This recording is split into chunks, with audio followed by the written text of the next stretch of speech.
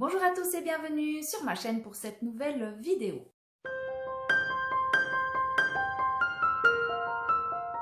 J'espère que vous allez tous très bien et je vous retrouve aujourd'hui avec grand plaisir pour vous faire un petit book haul. Je vais vous présenter des ouvrages que j'ai acquis dernièrement. Je commence par un essai de sociologie, psychologie qui s'appelle « Nos préjugés envers les animaux » de David Bertrand, publié chez Humaine Science dans la collection Monde Animaux. C'est une maison d'édition que je ne connais pas du tout, j'espère juste que c'est assez accessible. Et le tout début du résumé dit « Si le renard est considéré comme nuisible, il sert surtout de bouc émissaire. Si le dauphin semble sourire, cela ne signifie pas qu'il est heureux. » Donc vous voyez à peu près vers quelle direction on va aller. Comprendre les mécanismes psychologiques à l'œuvre interroge le bien fondé de certaines pratiques comme les expériences en laboratoire, l'élevage ou l'exploitation des animaux à des fins de divertissement. Depuis des années, les éthologues s'attellent à étudier comment chaque espèce vit, pense et ressent. À la lumière de ces découvertes et en partageant ses propres observations, David Bertrand nous invite à construire une relation plus juste avec les animaux et à adopter un comportement plus respectueux de leur bien-être. Je crois que le livre explique aussi que certains animaux peuvent paraître nuisibles, mais en fait ils sont très importants dans leur environnement parce qu'eux-mêmes vont chasser d'autres animaux. Voilà, c'est un peu dans ce sens-là. C'est un petit peu la roue de la nature qui doit se faire, et lorsque l'homme intervient, sûrement qu'on dérègle quand même pas mal de choses. Je continue avec un essai philosophique qui s'intitule « Petite philosophie des oiseaux » écrit par Philippe J. Dubois et Élise Rousseau.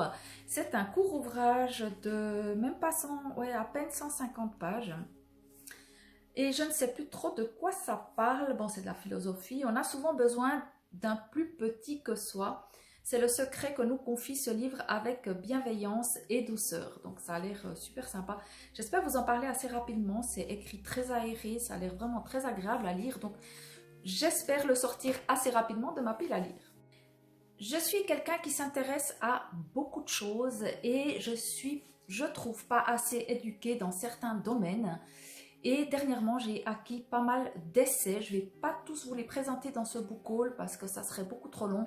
Mais j'ai prévu de vous tourner plusieurs book hauls qui vont vous paraître dans les mois, semaines à venir, où je vous présenterai tout ça. Mais aujourd'hui, j'avais envie de vous parler de ma curiosité concernant tout ce qui est, ceux qui me suivent depuis un moment le savent, tout ce qui est l'écologie, la consommation, notamment la décroissance et tout ça.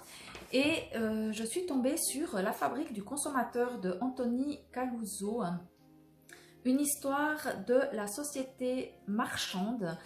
Et voilà, je m'y suis penchée, j'avais lu le 4e de couverture, ça avait l'air assez intéressant puisqu'on va partir des années 1800 où la plupart des Français étaient des paysans qui construisaient eux-mêmes leurs maisons, récoltant leurs céréales. Voilà, je pense qu'on va repartir des années 1800, juste avant l'ère de l'industrie, et un petit peu remonter le fil du temps, enfin pour arriver jusqu'à nos jours et voir à quel moment ça a vraiment dérapé pour qu'on devienne de tels consommateurs, passer un petit peu de rien à tout au niveau de la classe moyenne.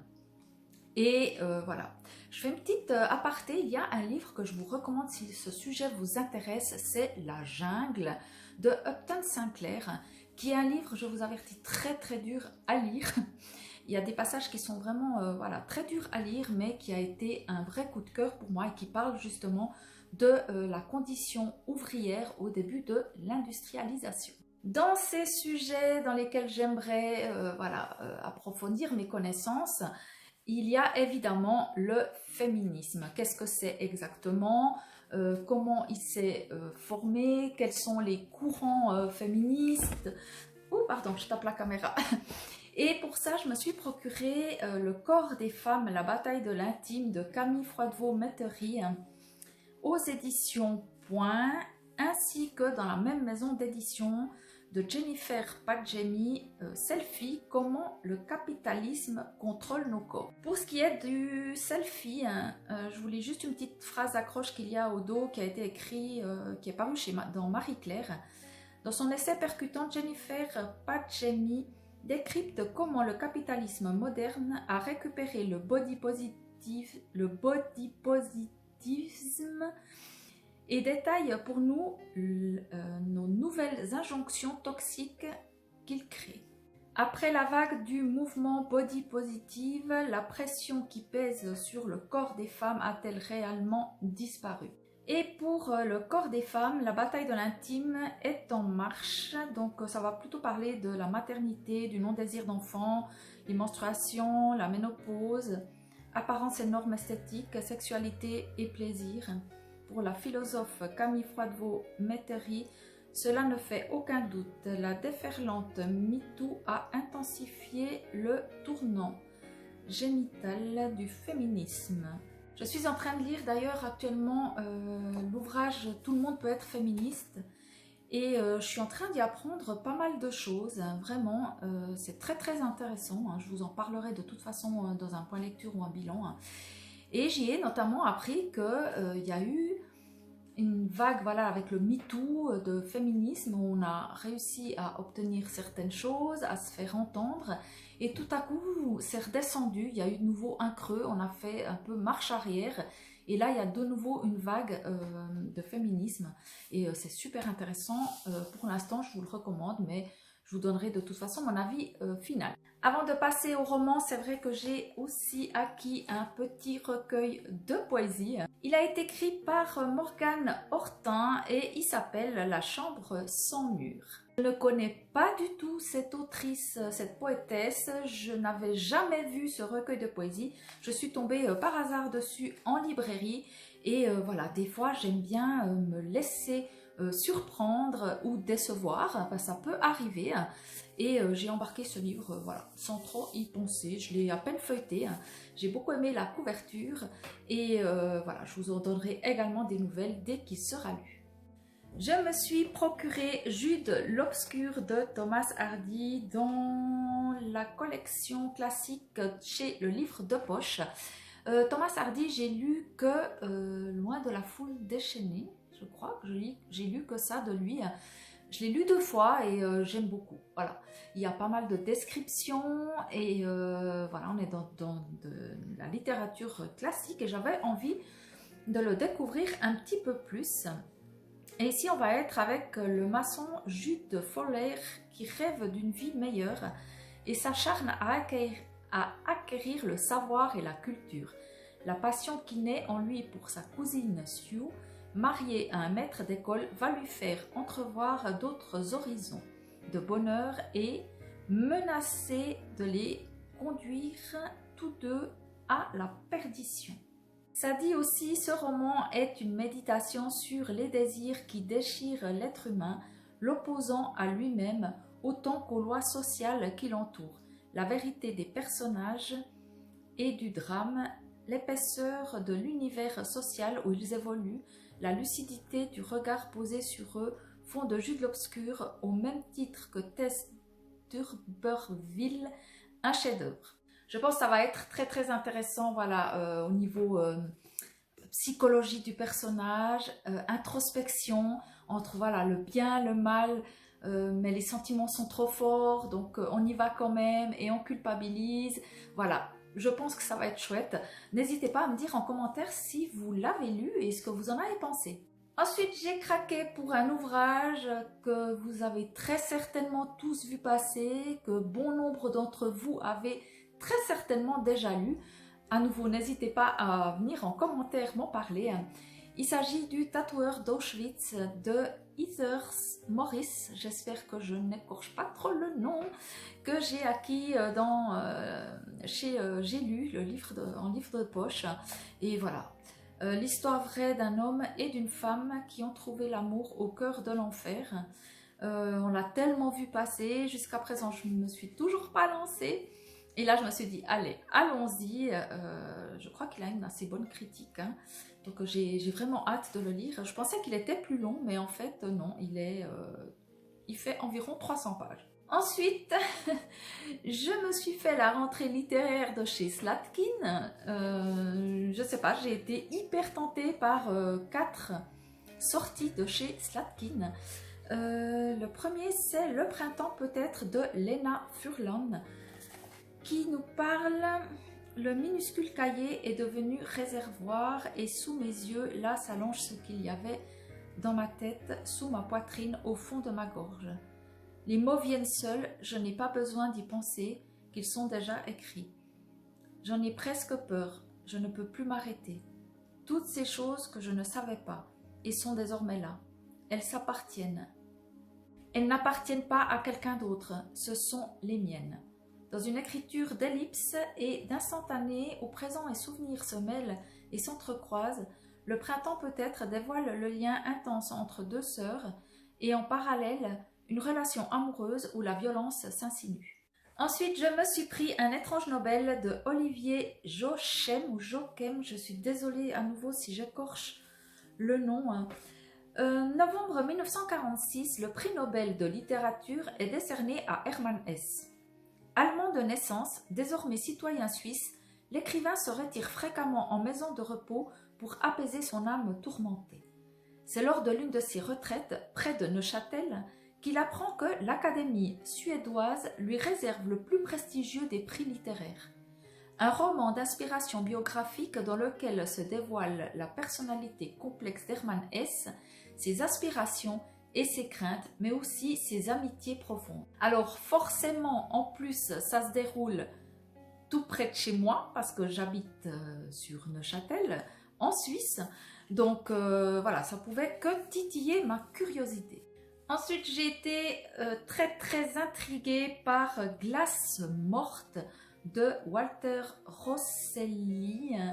Et on va être ici avec 2 personnages qui ont un certain âge et qui souhaitent en finir avec la vie, mais ils aimeraient mourir comme les Inuits le faisaient, c'est-à-dire ils allaient, s'asseyaient sur la banquise et ils attendaient que le froid les prennent et mourir, voilà, de froid.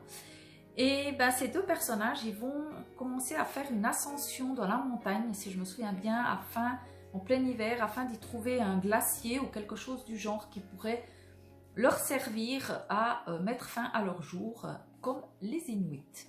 Alors ça n'a pas l'air tout joyeux comme ça, vu d'ici. Et ça dit aussi un voyage onirique autant qu'existentiel, servi par toute la virtuosité linguistique de Walter Rosselli. Donc je pense que pendant ce voyage, il va se passer des choses. Et voilà, j'ai vraiment hâte de découvrir la plume de Walter Rosselli et voir qu'est-ce qu'il peut proposer. J'espère qu'on va être vraiment sur quelque chose de, aussi à nouveau d'assez introspectif, peut-être, et avec des questionnements intéressants. Ensuite, comment craquer devant cette couverture? Je ne sais pas. Ben, j'ai craqué pour Renarde de Pauline Desnuel. Je vous lis rapidement le 4e de couverture qui a l'air aussi très intriguant et on va être au contact de la nature et des animaux et moi j'adore ça, donc j'espère vraiment que je vais aimer. Alors, Ava et Hassan se sont aimés de longs mois dans une fièvre sensuelle et une connivence simple, profonde. Toutefois, Hassan a toujours maintenu une distance résistant à l'engagement. Las de ses mystères, Ava s'est enfuie et se bâtit une nouvelle vie à flanc de montagne. Des animaux blessés apparaissent devant son chalet, guidés par l'invisible. Des mésanges, un renard et un cerf s'invitent, dialoguant avec elle dans une langue baignée d'onirisme que seul le cœur entend. Terrassé par la disparition d'Ava, Hassan se débat avec ses démons. Poursuivi par son passé en Israël, il traque une femme et erre confus. À travers un chassé-croisé amoureux empreint de réalisme magique, Pauline Desnuel décrit la difficulté d'aimer, la quête de soi, les forces tendres de la nature. Voilà, j'espère que ça prendra une direction qui me plaira, parce qu'il y a quand même cette histoire d'amour là au milieu, donc je sais pas, on verra. C'est peut-être celui pour lequel je suis le plus curieuse de savoir si ça va vraiment me plaire ou pas. Les autres, j'ai quasiment pas de doute que ça va me plaire. Mais ici, on verra quelle direction prend le roman, les choix qu'aura fait Pauline Desnuel. Et pour terminer, bien évidemment que je ne pouvais pas passer à côté de la dernière sortie de Gaël Josse qui s'intitule « De nos blessures, un royaume ». Je veux faire un vœu lorsque ma main se posera sur le marbre réchauffé par le soleil. Que jamais ne ralentissent mes battements de cœur lorsque je penserai à toi. 7 jours, 1000 kilomètres, Agnès danseuse tourne un jour le dos à sa vie et part. Un périple lent, un itinéraire sans logique apparente. Dans quel but? Dans son sac, il y a un livre. Il est la raison de ce voyage qui l'a conduit à l'autre bout de l'Europe. Continuer à vivre exige parfois d'étranges détours. J'ai tellement hâte de relire Gaël Josse. Pour moi, c'est une valeur sûre. J'ai déjà lu plusieurs ouvrages d'elle et à chaque fois, j'ai beaucoup aimé la lire et découvrir voilà, ce qu'elle avait à proposer. Et j'ai aucun doute qu'à nouveau, je vais beaucoup me plaire dans ce dernier roman qu'elle nous propose. À part Gaël Josse, tous les autres auteurs sont méconnus, pour moi en tout cas. Je ne les ai jamais lus, ça va être tout nouveau pour moi. Et une fois de plus, n'hésitez pas à venir en commentaire me dire si vous en connaissez certains, est-ce que vous en avez pensé. Pensez peut-être aussi à liker cette vidéo si ça vous a plu, à vous abonner si ce n'est pas déjà fait et à cliquer la petite cloche afin d'être informé et de rien louper. C'est tout pour moi pour le moment. J'espère que vous avez passé un bon moment en ma compagnie. En tout cas, pour moi, c'était très chouette de vous tourner cette nouvelle vidéo avec toutes ces nouveautés livresques. Bien évidemment que je vous souhaite de très bonnes lectures. Prenez soin de vous et je vous dis à très vite ici ou ailleurs.